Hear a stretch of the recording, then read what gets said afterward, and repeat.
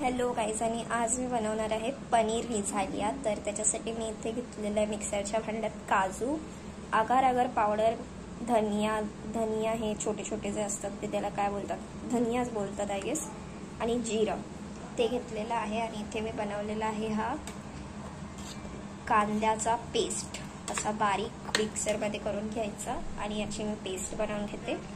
आणि मी इथे paste ready केलेला आहे। आता याला एका वाटीत काढूयात आणि रेसिपीला स्टार्ट करूयात।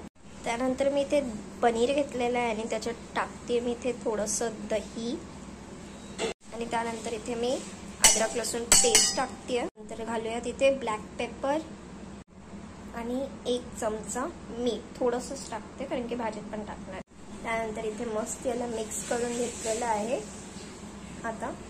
आणि मिक्स झाल्यानंतर याच्यात मस्त बटर टाकून घ्यायचं थोडंसं, आणि याला पण आता मी मिक्स करून घेते। त्यानंतर पण मस्त मिक्स केलेलं आहे। आता रेसिपीला स्टार्ट करूयात। त्यानंतर इथे तेल गरम झालेलं आहे आणि इथे मी हे सगळे खडे मसाले घेतलेले आहेत, आणि त्यानंतर इथे मी तेजपत्ता टाकलेला आहे। त्यानंतर इथे जी कांद्याची पेस्ट केलेली ती टाकते मस्त।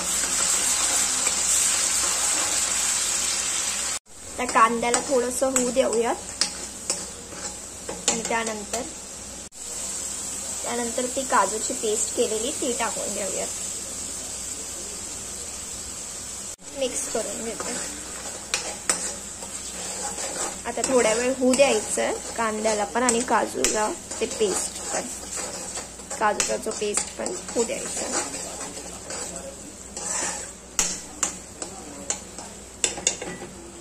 त्यानंतर इथे आपण 1 चम्मच लाल मिरची पावडर आणि 1 चम्मच हळद,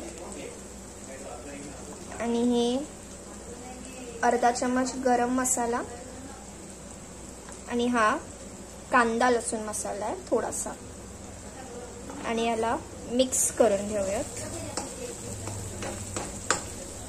जास्त नाही होऊ द्यायचा, थोडासाच होऊ द्यायचा।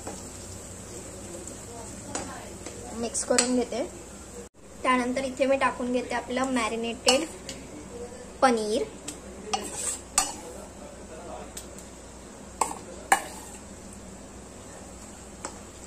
आणि याला पण मिक्स करून घेते, नंतर दाखवते मिक्स करूल्यानंतर। त्यानंतर मी इथे याला मस्त मिक्स केलेलं आहे, आणि त्यानंतर इथे पाणी घालून घेते आणि मिक्स करून घ्यायचं। तुमचा जेवढा पेस्ट असेल तेवढंच तुम्ही सगळं मसाले आणि पाणी तेवढंच टाका। अजून थोडं पाणी मिक्स करून घ्यायचं,